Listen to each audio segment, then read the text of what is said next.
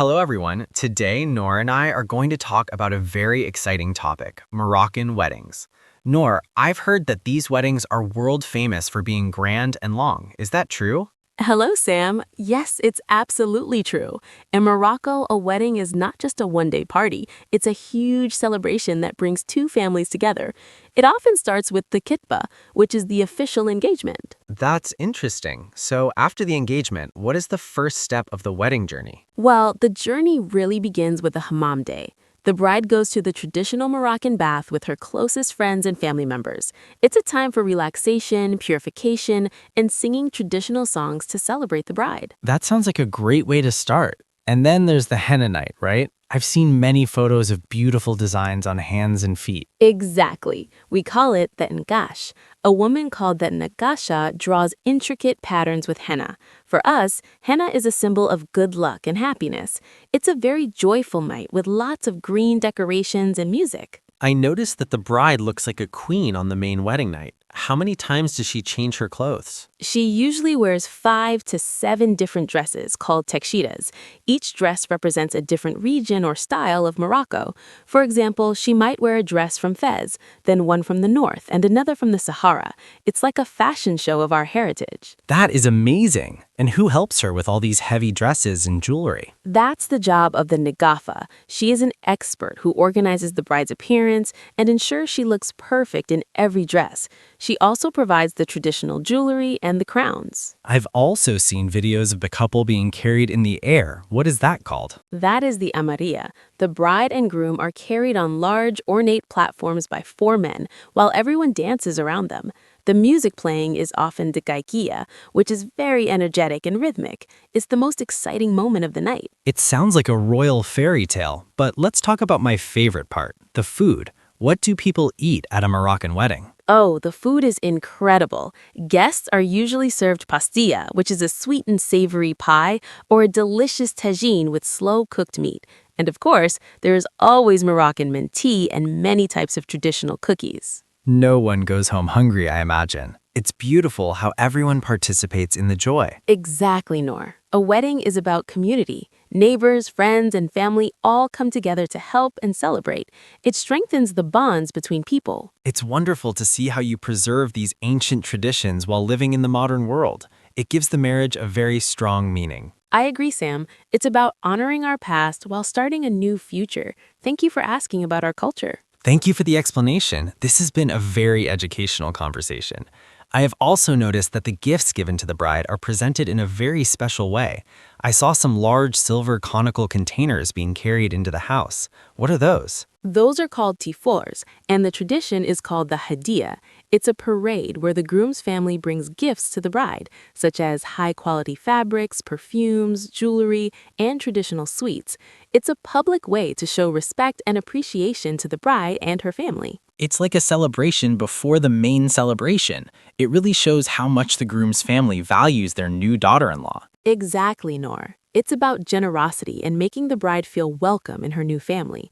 Every gift is chosen with care to reflect the deep bond that is being created. I noticed that the music changes throughout the night too. Sometimes it is very traditional and other times it feels more modern. How do you choose the music for such a long event? That is a great observation, Sam. We usually have a mix. We start with traditional Andalusi music during dinner for a calm atmosphere.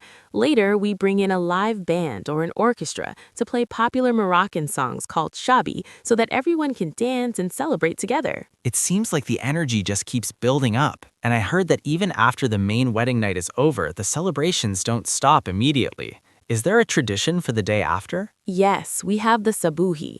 It is a breakfast or lunch hosted by the bride's family the next morning. It's a more relaxed time for the close family to gather, talk about the highlights of the wedding, and enjoy traditional pancakes like msemen and bagrir. It's a gentle way to end such a grand event. I noticed that the groom's outfit is just as traditional as the bride's. He looks very distinguished in that white cloak. What is the name of his attire? That is the jabador or the jalaba, usually worn with the salam, which is the long cloak you mentioned. He also wears traditional yellow leather shoes called belga.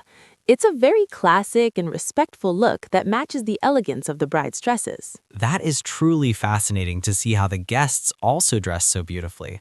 I saw almost every woman wearing a colorful kaftan. Does the dress code apply to everyone attending? Yes, Sam, guests put a lot of effort into their appearance to show respect for the host families.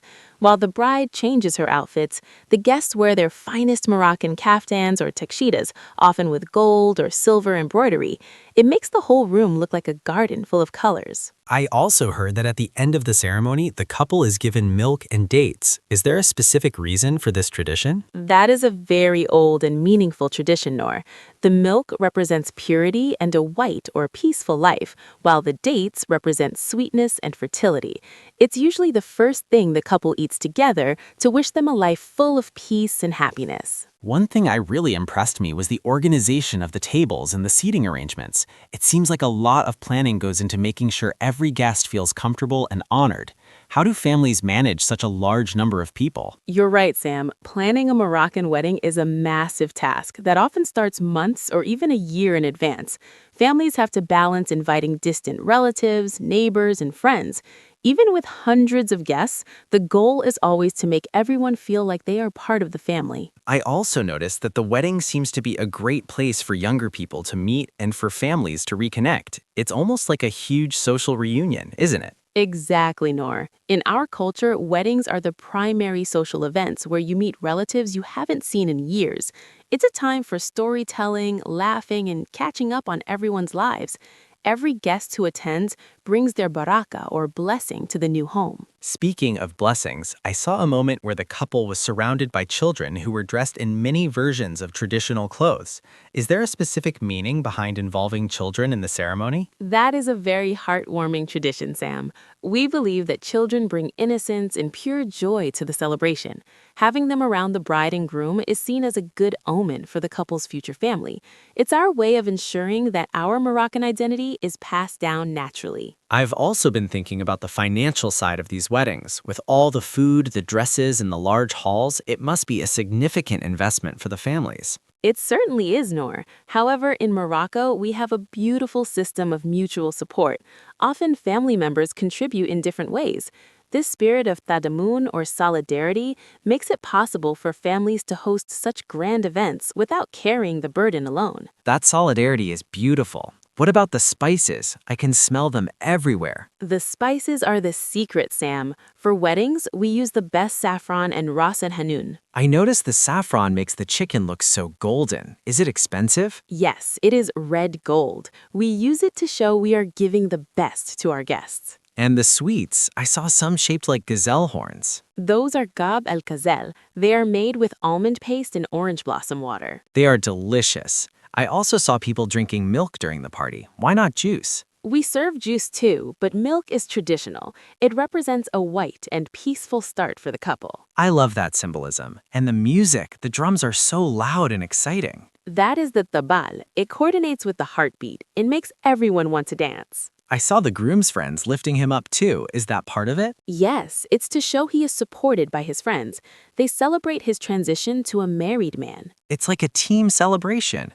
What about the bride's jewelry? It looks very heavy. It is mostly real gold or silver.